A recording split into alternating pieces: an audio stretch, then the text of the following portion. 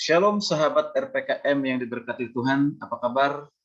Saya percaya kita semua dalam perlindungan dan senantiasa diberkati oleh Tuhan. Puji nama Tuhan, saya sangat senang kembali menyapa Bapak Ibu Saudara dimanapun saudara berada. Doa dan harapan saya Bapak Ibu selalu sehat-sehat saja dan diberkati oleh Tuhan. Haleluya, puji Tuhan. Kembali kita bersama-sama dalam kesempatan yang berbahagia ini, diberkati, dikuatkan, diteguhkan oleh kebenaran firman Tuhan yang membuat iman kita semakin bertumbuh di dalam Yesus Kristus. Sesuai dengan kita dalam tahun ini, hari-hari ini banyak gereja, ya 10 hari berdoa di gereja dalam menanti pencurahan Roh Kudus atau memperingati pencurahan Roh Kudus. Saya mau katakan bahwa Roh Kudus itu telah dicurahkan sesuai dengan firman Tuhan, apa yang sudah dinubuatkan oleh Yoel, Yeskiel, dan juga apa yang dikatakan oleh Tuhan Yesus. Aku akan naik ke surga dan menyediakan tempat bagimu, dan aku akan mengutus Roh Kudus, yaitu Roh kebenaran, Parakletos itu, untuk menyertai, melindungi setiap orang percaya kepada Kristus. Jadi pencurahan Roh Kudus sudah terjadi sekali untuk selamanya. Mari kita bersama-sama, apa dampak dari pencurahan Roh Kudus? Apa dampak pencurahan Roh Kudus bagi dunia, bagi kita saat ini orang-orang percaya kepadanya? Mari kita baca ke firman Tuhan di Kisah Rasul, Kisah Para Rasul ayat 2 ayat 14 sampai 40. Silakan Bapak Ibu baca ayat ini secara keseluruhan. Saya hanya membaca ayat 14 dan akan menyusul ayat-ayat yang lainnya. Firman Tuhan berkata demikian. Maka bangkitlah Petrus berdiri dengan ke-11 rasul itu, dan dengan suara nyaringnya berkata kepada mereka, "Hai kamu orang-orang Yahudi, dan kamu semua yang tinggal di Yerusalem, ketahuilah dan camkanlah perkataan ini." Puji Tuhan.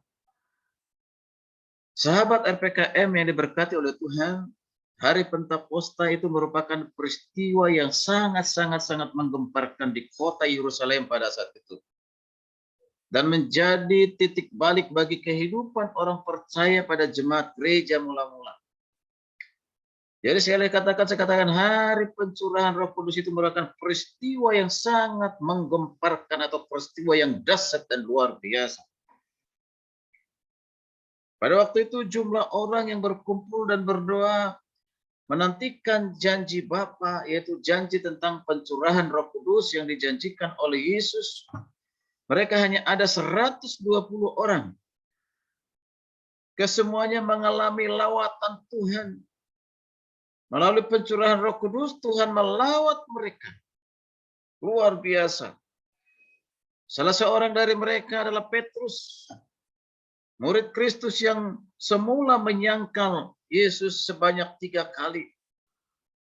Setelah mengalami jamahan Roh Kudus, hidupnya berubah 180 derajat.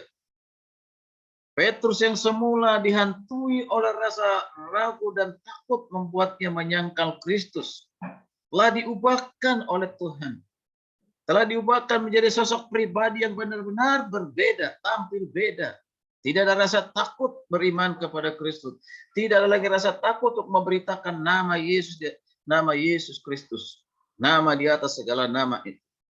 Ia begitu mengasihi Tuhan dengan totalitas kehidupannya, dan berani menghadapi resiko apapun karena imannya. Benar-benar Petrus mengalami perubahan setelah menerima pencurahan Roh Kudus. Sahabat RPKM yang diberkati Tuhan, di hadapan ribuan orang Petrus bersaksi tentang Kristus, bersaksi tentang kebenarannya dan kedahsyatan kuasanya. Seperti dikatakan di ayat 22, mari kita perhatikan. Di Kisah Para Rasul ayat 2 ini, ayat 22 berkata demikian. Hai orang-orang Israel, dengarkanlah perkataan ini. Yang aku maksudkan ialah Yesus dari Nazaret, seorang yang telah ditentukan Allah dan dinyatakan kepadamu dengan kekuatan-kekuatan dan mujizat-mujizat dan tanda-tanda yang dilakukan oleh Allah dengan perantaran Dia di tengah-tengah kamu, seperti yang kamu tahu.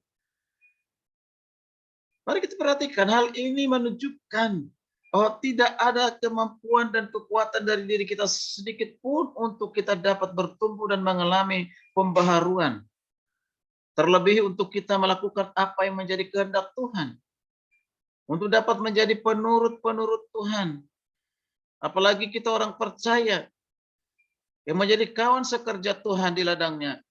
Kecuali oleh pertolongan Roh Kudus dan pengurapannya. Kita bisa dapat berubah.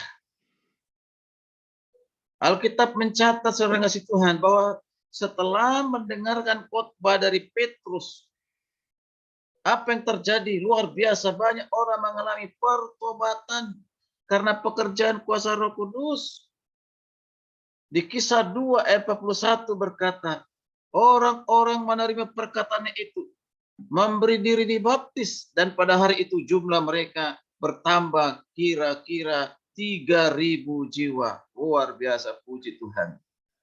Melalui khotbah Petrus yang sangat berani itu, yang tadinya seorang pengecut, tapi sekarang karena Roh Kudus telah memperbaharui hatinya, dia punya iman yang luar biasa, dia sangat mengasihi Tuhan. Dengan lantang, dengan keras, dengan berani memberitakan tentang Yesus Kristus yang telah mati dan bangkit itu. Dan apa yang terjadi dengan Tuhan? Terjadi kegerakan rohani.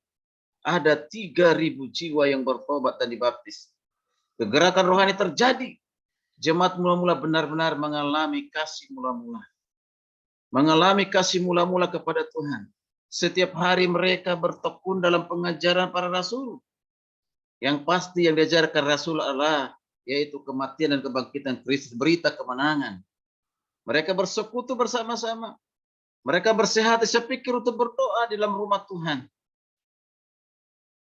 Dampaknya adalah bertambah-tambah orang yang diselamatkan. Dari 120 bertambah jadi 3.000, bertambah dengan 5.000, dan semakin bertambah terus. Itu pekerjaan Roh Kudus yang luar biasa. Itulah dampak dari pekerjaan Roh Kudus. Itulah dampak dari pencurahan Roh Kudus. Kehadiran Roh Kudus menghasilkan kuasa. Kehadiran Roh Kudus melakukan mujizat bagi umat Tuhan. Mujizat bagi umat Tuhan adalah keselamatan yang pasti yang Tuhan berikan. Mujizat dari Tuhan yang paling terbesar adalah yaitu ketika engkau percaya menerima Yesus sebagai Tuhan Juru Selamat. Karena menentukan hari hidupmu hari ini, hari esok, dan untuk selama-lamanya. Puji Tuhan. Sudahkah kita menerima Roh Kudus? Mari kita menerima Roh Kudus dengan kita percaya menerima Yesus sebagai Tuhan Juru Selamat. Maka Roh Kudus itulah yang melahirbarukan kita.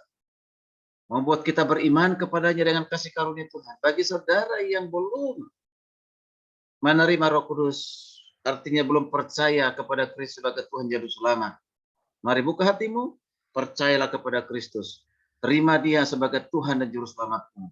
Maka pada saat itu, pada saat engkau percaya, Roh Kudus bekerja, dan engkau akan dimateraikan menjadi miliknya, dan menjadi anak-anak Allah untuk selama-lamanya. Saya tutup renungan firman Tuhan ini seperti dikatakan dalam Yohanes 1 ayat 12. Tetapi semua yang menerimanya diberi kuasa menjadi anak-anak Allah, yaitu mereka yang percaya dalam namanya. Percaya dalam nama Yesus, maka engkau akan diselamatkan. Kau akan dikaruniakan iman, dan iman itu akan tetap beriman kepada Yesus untuk selama-lamanya. Tuhan akan menjagamu, Tuhan akan memeliharamu, dan Yesus tidak akan pernah meninggalkanmu.